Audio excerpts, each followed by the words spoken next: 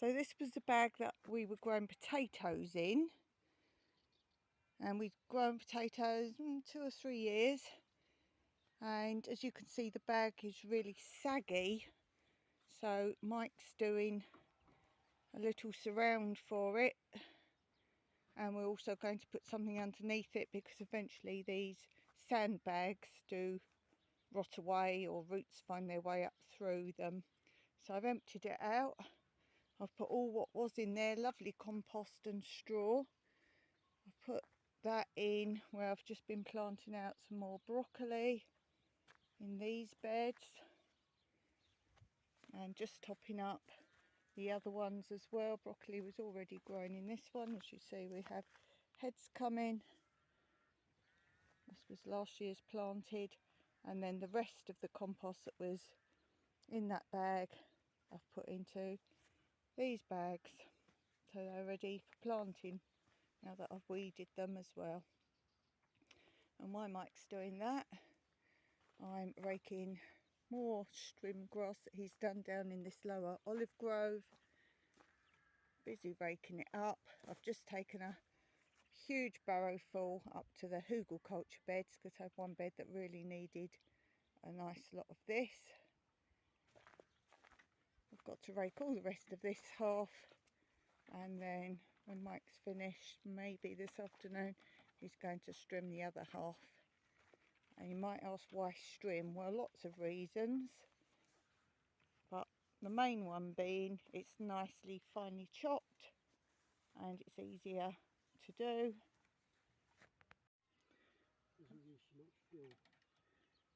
Mike's saying it's actually a lot cheaper to strim because it doesn't use as much fuel, and if we were going to mow we might as well put a box on to collect it, but that would be ridiculous to keep emptying for the huge amount of land we got. And this area is our smallest area of land, so that gives you some idea of the amount that we have to deal with. And also strimming, as you can see, it grows very tall round the bases of the trees, but then other areas don't really need doing.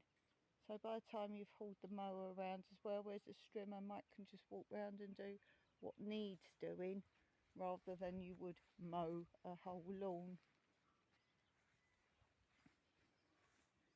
So that's a little bit more of what we're up to right now. Just doing lots of little snippets of filming so you can see what we're doing, but it gives us time to actually do the jobs. My rock roses, I'm just looking, they're not budding quite yet. These are one of my favourite flowers. Oh yes, they've got buds on. Got buds on. I have 2 rock rose plants. Yes, they're starting to bud. These are so pretty.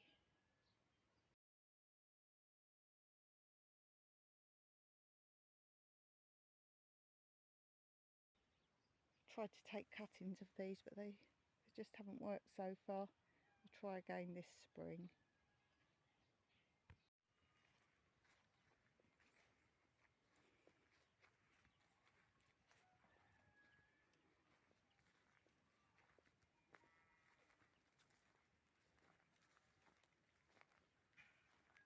And this is Mike's method that he learnt from Josh from in New Yard Homestead. No screws, no nails.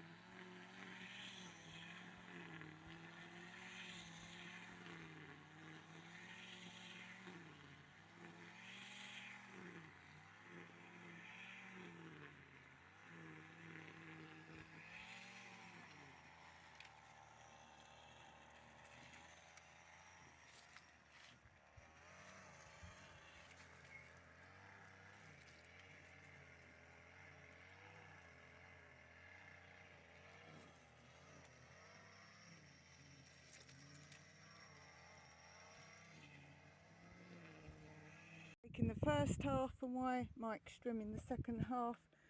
I've got these old animal food bags, farm animal feed bags, and I'm putting them in these backs of toilet cisterns.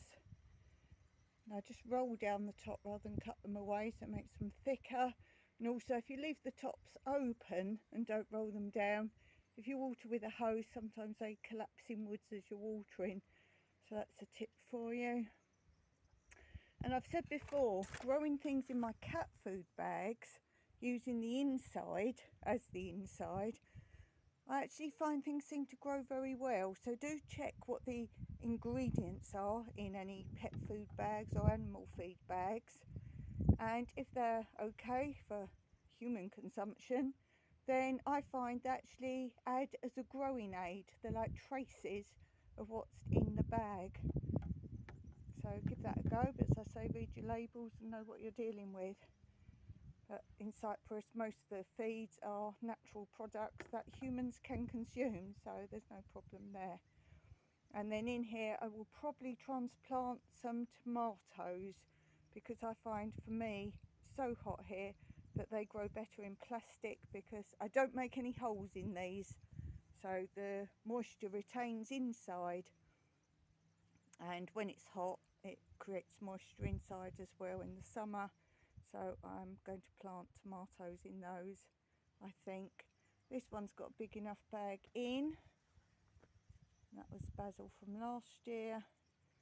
That one was chives from last year. I'll probably leave that one till the bags break up, then I can replace them. So we've still got some chives from last year. And then right up the other end, this is the tyre area, in case you wonder where I am. And this is where I just built a new tyre stock.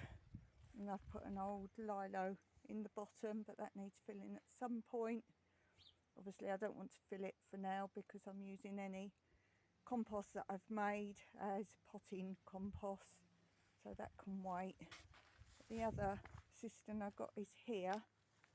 Now these are vines, some nasty weedy vines, and these grow every year across here, so I will probably at some point, once Mike's got rid of all these slabs, there's no point till then, just put some cardboard down. So every year I just deal with this, cut this all back, and the roots do travel miles underground, so you're never going to completely get rid of it. And I won't put chemicals on anything. Mike does do vinegar and salt and natural products like that to get rid of roots, so maybe I'll cut these back and do that over here. We'll see. Ash works quite well, as I keep saying, but not if it's coash. Never use coash. And then while we're over here, I'll just show you, I think I showed you, I can't remember, that the lettuce that I was growing in troughs, which is great for starting things off, but when it gets hot here, the troughs dry out very quickly. So I've just literally not dug them in, I've just tipped the troughs out as they are there, and that produces extra soil here, and they will root down. And as I say, I've left some to go to seed, and now this big area is going to be great if any seeds drop. And then I've still got some lettuce here for eating over this side. And this is where one of the drains are from the house. One's from the washing machine and one's from the kitchen sink. And we don't use any products that are harmful. So that is ideal for watering this area. It's very shallow. This is where I put all the metal sheeting down. So I can't grow anything too deeply rooted, but this tomato plant came up from last year. Obviously seeds came down the drain in the sink, and you can see we've got flowers already. So that's just going to stay there, and then I will obviously drop some more seeds around this area. As I say, it's very shallow. Here's some of the metal to just show you how shallow it is. But with all the moisture from the drains, and that's why I put these so close to the drain, they just soak up any moisture sitting there. And then also growing naturally here, we have chard that grows itself each year. And this is where, in the corner here, I just put this pot, which is quite broken down this side, but it will hold the soil in, and I'm growing rocket there. So that's another little update of what we're doing. And I'm busy working on raised beds and prepping all my Hugelkultur beds the other end of the land for growing. These are radish just starting to come through again. And then, as you know, topping up with any trimmings the beds. And then we've got newly planted cucumbers. Most of these are now in flower, and I leave the tops off all the time now unless they're new ones. That one can come off because it's now got flower. As soon as they start producing flowers, I leave the tops off, and then I know they're strong enough. And if you wonder what these orange peels are, these actually keep the bugs off your plants. So do use something like that. They won't go to your plants, but the pollinators will go to the plants, and any bad bugs will avoid the plants. That's why I leave weeds in the raised beds, because these are ones that pollinators like.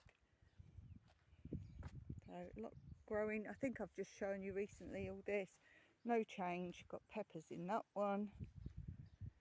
That one I'm just topping up with grass trimmings. This one I've topped up with grass trimmings. These are all onions and leeks. So that's all topped up now. And this is different stages of zucchini, different varieties.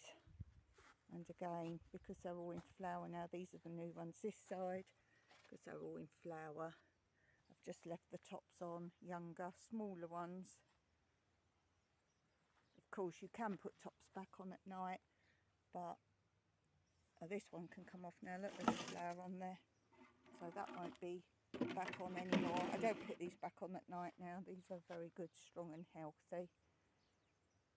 And this is, we're just going from January to February now. That gives you some idea. As long as the sun's out, they're warm during the day, and the flowers will close at night. And just an update on the artichokes are huge. I haven't looked to see if there's any heads coming.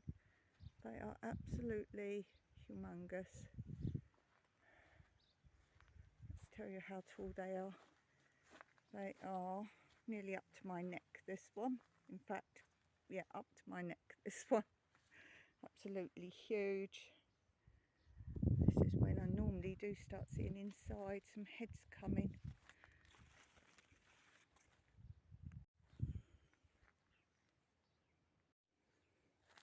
And bottle farm, you will see so much has gone.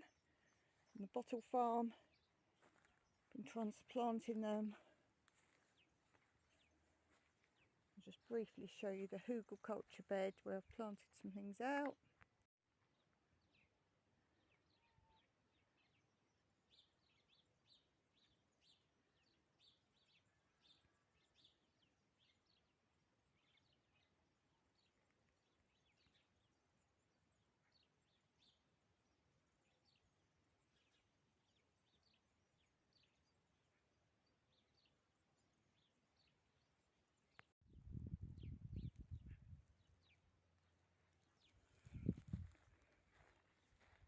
So the things I've just transplanted into the Hugelkultur bed are some more garlic. These were here first, and I've done some more over here. Some sweet corn, or corn as some of you say. Topped up this one with grass. Been just clearing anything around plants that are growing in the Hugelkultur beds. And here I've transplanted chard. There was some chard growing naturally here, but I transplanted some that were elsewhere, just randomly growing. So those, and then I've already shown you before my cucumbers. I've just transplanted. There were 2 pots of these, but there were 4 in one and 2 in the other.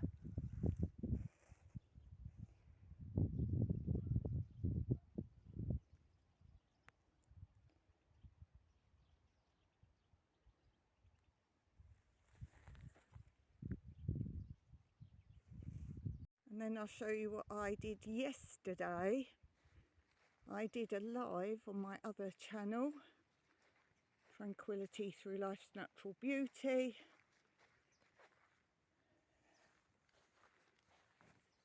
And while I was doing that, doing the live, I thought, let's be productive while we do the live. And let's do some transplanting, so I'll show you that.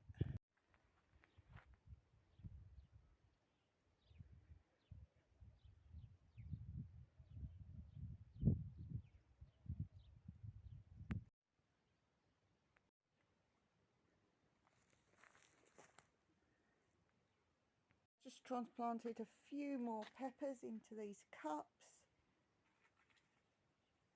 And the ones I'd already done before, doing really well. And on the live I transplanted all these basil, this front row, all this front row in this trough. Transplanted those, and the ones behind, these ones I'd already done before.